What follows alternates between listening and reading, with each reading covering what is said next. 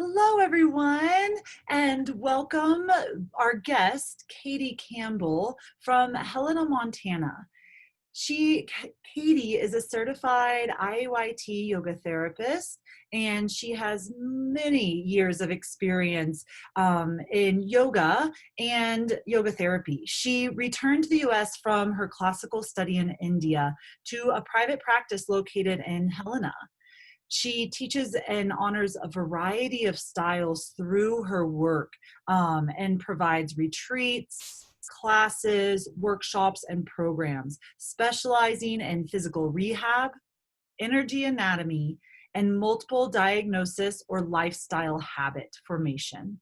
She is a fond advocate of social and environmental causes, working towards world peace, one yoga pose at a time.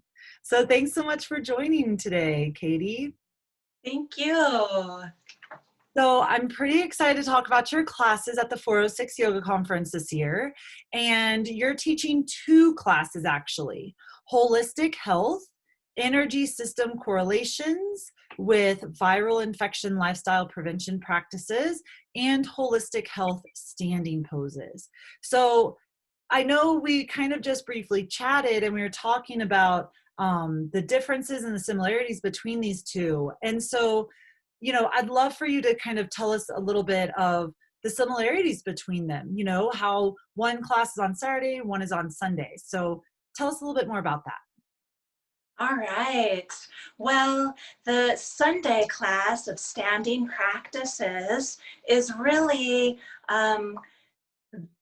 what we will be completing as our work in the workshop of Saturday with the what yoga therapists call a Panchamaya Kosha model, which literally translates as 5 protections from illusion. And so if we think of body-mind practices, and then often people understand that with body, mind, spirit as well. And then to go into the 5 aspects of that is the body, energy, mind, intellect, and spirit.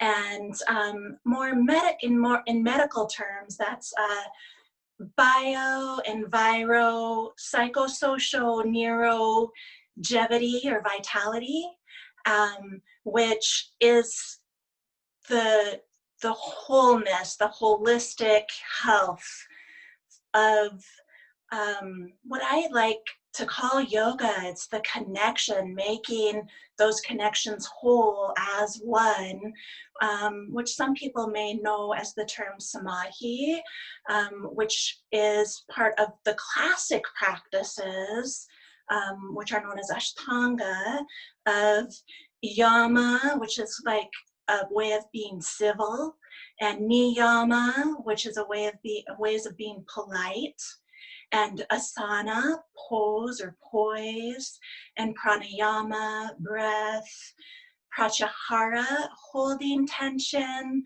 or withdrawal, and dharana, which is attention or focus, and jhana, meditation, and then the samadhi, that wholeness, that oneness, a living meditation. And so that's what, if you notice, the lifestyle prevention practices are bringing all those different aspects of body, energy, mind, intellect, and spirit into a whole through the energy systems, especially our Anahata chakra, because that is what is most at risk with viral infection. And so when that immunity is low through the heart and lungs, especially, that can create problems for our entire system and wear us down. So the self-care of yoga and that self-determined way of getting to the heart of the matter, if you would say, literally and figuratively, so that the lungs that house the heart and create those correlations that we have, especially of poses and breath work, which is much of the energy that our systems need to wage peace and celebrate life and harmonize. And with the Anahata chakra, which is the balance of the chakra systems in a 7-system energy anatomy, from like the coccygeal plexus of the Muladhara or the first chakra to the second chakra and the third, and then the fourth, which is the pulmonary cardiac plexus. And for that breath work also to come in through the Vishuddha chakra, which is the fifth, and that's literally translated as purification. So when we're breathing in and out through the nose only, we are using a lifestyle habit, a yoga breath. It's like the most basic yoga breath. A lot of people come to yoga also through Pilates, which is an inhalation through the nose and an exhalation through the mouth. Whereas with yoga, it's that nose only breathing, which purifies for ourselves to help keep us from getting sick and also keeps others from getting sick. So that natural yoga breath of breathing in and out through the nose is an excellent lifestyle habit. Some people may hear, of just nose breathers, it's like it's a healthy, safe way of being out in society, and especially if we don't have our masks with us, it's a good way of protecting ourselves. There's research that indicates, the infections can be stopped through the nose with the nose hairs and then expectorating into a tissue,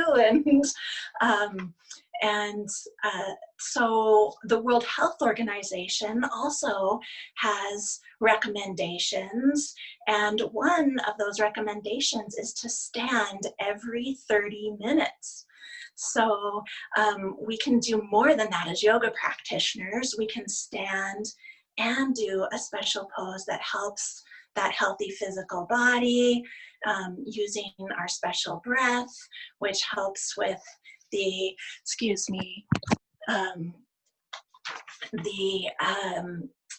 the energy of our bodies, and holding the tension of, for example, with the Vishuddha, it's like without a contradiction, listening, at the anatta, the withdrawal or the holding tension of equanimity without offensiveness or defensiveness, and there's also the correlations of all the other chakras. So those correlations can be personalized as well. The examples from Yoga Training Touch may be very helpful, while people may feel like there's correlations that are more personalized to them and through the work that they've done with Tantra, or the chakra system, which is just feeling. That's how I like to, I think it's a good synonym for Tantra, it's feeling. And so I've heard another yoga therapist say, feel better.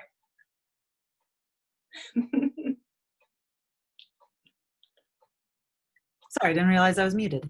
I like that. I like that as a good synonym for Tantra, because Tantra really is feeling. That's a really great word. So very nice. So overall, it sounds like, The both classes are focused on prevention of viral infection, specifically COVID-19, more of that respiratory type infection.